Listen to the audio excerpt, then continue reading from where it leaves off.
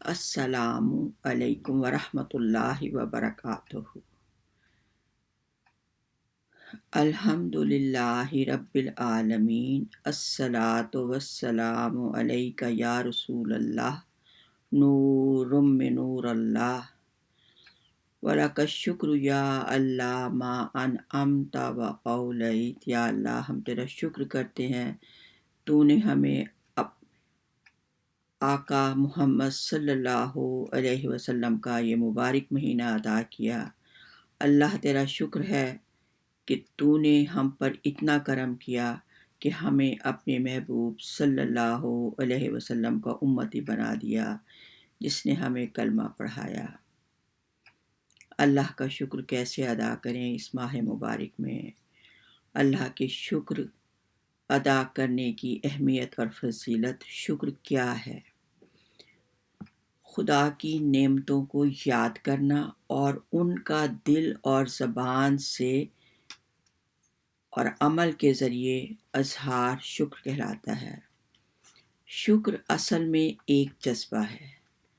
अगर किसी ने आपके साथ भलाई की, किसी ने आपके दुख और दर्द को तकलीफ़ किया, मुसीबत में आपके काम आया, आप कर्ज़दार थे, आपका कर्ज़ चुकाया, तो दिल की गहराई में एक जज्बा पैदा होता है जिसे हम जज्बाए तशक्कुर कहते हैं। दिल की गहराई से निकला और फिर आपकी ज़बान पर आया। आपका शुक्रिया, आप उसका शुक्रिया अदा करते हैं कि आपने मेरे मुश्किल वक्त में कैसे मेरी मदद की। ये शुक्र दर हकीकत में फितरत की सेहत की अलामत है। हम इसे फितरत सलीमा कहते हैं और ये अल्लाह का बहुत बड़ा इनाम है जिन लोगों को अल्लाह ने फितरत सलीम अता की। अगर आपकी फितरत सलीम है तो शुक्र लाज़िमन होगा, और अगर आपने किसी ने आपके साथ नेकी की, भलाई की, और आपके दिल में शुक्र का जज्बा पैदा ना हुआ, तो मालूम हुआ कि आपकी तबीयत जो है वो मस्ख हो गई। अल्लाह रब्बुल इज़्ज़त ने अपनी सच्ची किताब और रोशन किताब कुरान मजीद की इब्तदा अल्हम्दुलिल्लाहि रब्बिल आलमीन से की। ये कलमा शुक्र है। इस कलमे को अल्लाह रब्बुल इज़्ज़त ने पसंद फरमाया और इसका कहना अल्हम्दुलिल्लाह अल्लाह को बहुत अच्छा लगता है। कर्तबी फरमाते हैं, सारी दुनिया दे देना इतनी बड़ी नेमत नहीं जितनी अल्हम्दुलिल्लाह कहने की तौफीक देना। इसलिए कि दुनिया तो फ़ानी है और इस कलमे का सवाब बाकी रहेगा। यानी अगर अल्लाह ताला आपको दुनिया की तमाम नेमतें दे दे, औलाद, बेटा, घर, इज़्ज़त, दौलत, गाड़ी, सब कुछ, लेकिन कलमा शुक्र की तौफीक नहीं देता, तो ये इन तमाम नेमतों की कोई हकीकत नहीं, क्योंकि तमाम चीज़ें ख़त्म हो जाएंगी और सिर्फ कलमा शुक्र जो है वो बाकी रहेगा। और जिसने अपनी मखलूक अपनी जिसने आपके साथ नेकी की, जिसने उसका शुक्र किया, गोया उसने अल्लाह का शुक्र अदा किया। जो बंदों का शुक्र अदा नहीं करता, वो अल्लाह का शुक्र भी अदा नहीं करता, क्योंकि जिस शख्स ने आपके साथ नेकी की, आपके दुख और दर्द में काम आया, वो अल्लाह को खुश करने के लिए उसने सब कुछ ये किया। जिसको अल्लाह ताला ने शुक्र की तौफीक दी, तो उसको अल्लाह ताला ने खैर कसीर से नवाज दिया। ला इन शकुरतुम ला अज़ीदन्नकुम, अगर तुम शुक्र करोगे तो मैं और ज़्यादा नेमत दूंगा। अल्लाह करीम है। अल्लाह करीम है। उसने अपने करम से इंसान को मुकर्रम बनाया और हम साहिब तकरीम हो गए। अल्लाह रब्बुल इज़्ज़त ने इंसानों को जो इज़्ज़त बख्शी, उसकी गवाही उसने सच्चे अल्फाज में यूँ फरमाई, वलक़द कर्रमना बनी आदमा, हमने औलाद आदम को इज़्ज़त दी, हमने खुशकी दरिया की सवारियाँ दी, तैयब और पाकीज़ा रिज़्क़ अता किया और अपनी तमाम मखलूक पर इंसान को फजीलत दी। वलक़द खलक़नल इंसान फ़ी अहसनि तक़वीम, बेहतरीन साख़्त पैदा किया। वो अपने पाँव पर खड़ा होकर सीधा चलता है, अपने हाथ से खाना खाता है, باقی تمام جانور ہاتھ اور پاؤں دونوں چاروں پر چلتے ہیں اور منہ سے چارہ کھاتے ہیں۔ پھر اتنی عزت اور احترام کیا اب انسان کو دیا کہ مومن ہو یا کافر ہو، کائنات کی تمام چیزوں کو اللہ تعالیٰ نے انسان کی خدمت پر لگا رکھا ہے۔ چاند، سورج، ہوا، بے شمار نعمتیں جن سے انسان فیض یاب ہو رہا ہے۔ پھر اس سے بڑھ کر جہالت کیا ہوگی کہ انسان اتنے اعلیٰ مرتبہ جسے اللہ نے عطا کیا ہو، پھر وہ اس اللہ کا شکر نہ کرے اور اس کی مخلوق کی بندگی کرے اور ہم اس کی بندگی کا حق ادا نہ کریں۔ صاحب کرم نے ہم سے کلام کیا، افلا تعقلون، تم عقل کیوں نہیں اختیار کرتے؟ افلا تشکرون، تم میری نعمتوں کا شکر کیوں نہیں کرتے؟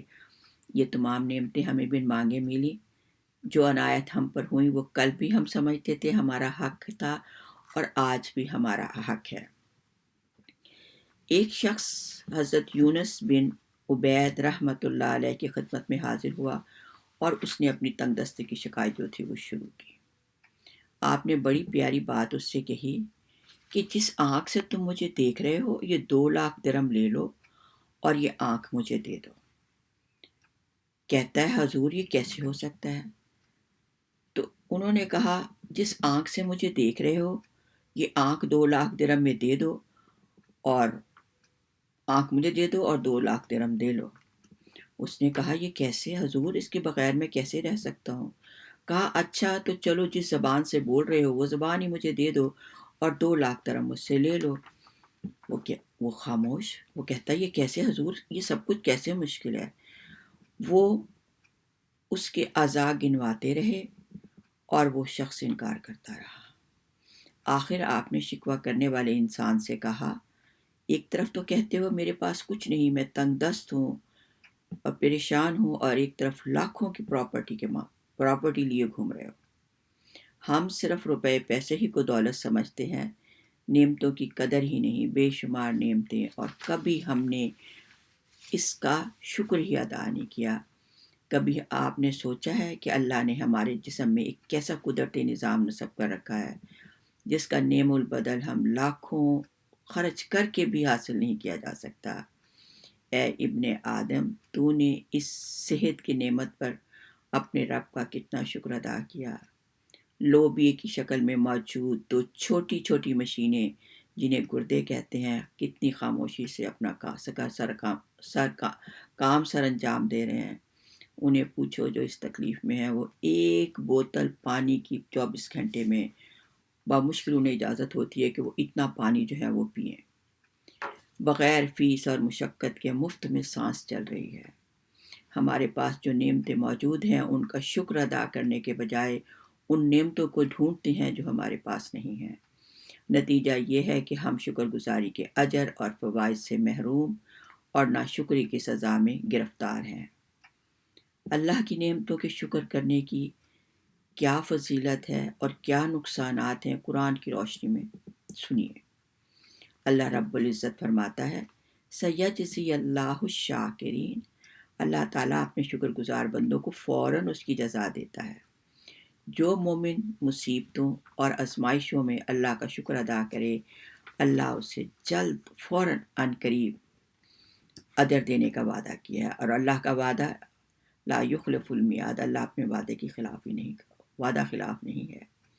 اللہ سبحانہ و تعالیٰ نے فرمایا ما یفعل بعذابکم ان شکرتم لازیدنکم، کہ میں تمہیں سزا دے کر کیا کروں گا، اگر تم میری نعمتوں کا شکر ادا کرو گے تو میں تمہیں مزید دوں گا۔ ایمان کے تقاضے پورے کرنا اور نعمتوں کا جائز استعمال کرتے ہوئے اللہ کا شکر ادا کرنا، غور سے سنیں، انفرادی اور اجتماعی عذاب کو ٹال دیتا ہے۔ پھر اللہ تعالیٰ نے فرمایا، سورۃ ابراہیم کی آیت ہے استعذن ربکم لئن شکرتم لازیدنکم، کہ تمہارے رب نے تمہیں حکم دے دیا ہے، فیصلہ سنا دیا ہے، اگر شکر کرو گے تو مزید دوں گا، نہیں کرو گے تو جو نعمتیں ہیں ان سے بھی محروم کر دوں گا۔ رزق کی تنگی ہو یا فراغی، جو مومن اللہ کا شکر ادا کرے گا خالق کائنات نے اس کے رزق میں اور اس کی نعمتوں میں اضافے کا وعدہ کیا ہے۔ اللہ نے تمہیں ماؤں کے پیٹ سے اس حال میں پیدا کیا کہ تم کچھ نہ جانتے تھے، پھر تمہیں وَجَعَلَ لَكُمُ السَّمْعَ وَالْأَبْصَارَ وَالْأَفْئِدَةَ قَلِيلًا مَا تَشْكُرُونَ۔ شکر کا تعلق صرف رزق کی فراخی ہی سے نہیں، صحت سب سے بڑی نعمت ہے۔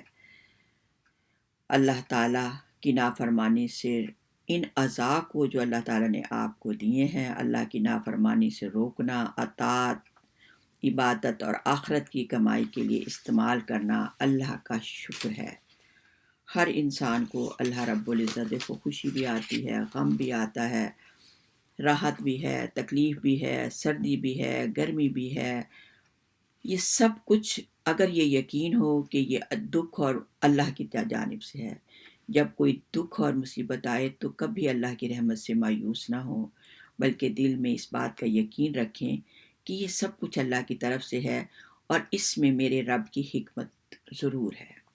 اور جب خوشی ملے، اولاد ہو، بچے ہوں، بیٹے ہوں، تو اس کو اپنا کمال اور اپنی کوشش نہ سمجھے، بلکہ یہ یقین رکھے کہ یہ تمام نعمتیں مجھے رب العزت کی طرف سے عطا کی ہیں۔ کیا شان ہے مومن کی کہ اگر اس کو خوشی راحت ملے تو اس کے لیے اس میں خیر خواہی، اور اگر اس کو کوئی دکھ یا تکلیف پہنچے اس پر صبر اور شکر کرے تو اس میں بھی اس کے لیے سراسر خیریت، سراسر خیر اور اللہ کی برکت ہی برکت ہے۔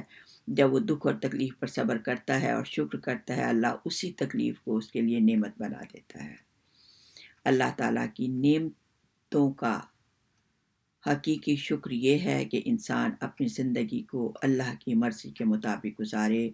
نبی مکرم صلی اللہ علیہ وسلم نے فرمایا، اللہ تعالیٰ ہر اس شخص سے خوش ہوتا ہے جو لقمہ کھائے اس پر اللہ کا شکر ادا کرے، پانی کا گھونٹ پیے اس پر اللہ کا شکر ادا کرے، دل سے، زبان سے۔ اللہ سبحانہ و تعالیٰ نے اپنے محبوب نبی مکرم صلی اللہ علیہ وسلم کو فرمایا، اِنَّا أَعْطَيْنَاكَ الْكَوْثَرَ، شکر ادا کرو، خیر کثیر عطا کی، فَصَلِّ لِرَبِّكَ وَانْحَرْ۔ اگر شکر ادا کرنے کے لیے نماز سے بہتر کوئی چیز ہوتی تو اللہ پاک اپنے محبوب کو نماز پڑھنے کا حکم نہ دیتا۔ نماز حقیقت میں اللہ کی ان نعمتوں کا شکر ادا کرنا ہے جو اس نے اسے عطا کی ہیں۔ روزہ بھی شکر گزاری کے لیے ہے۔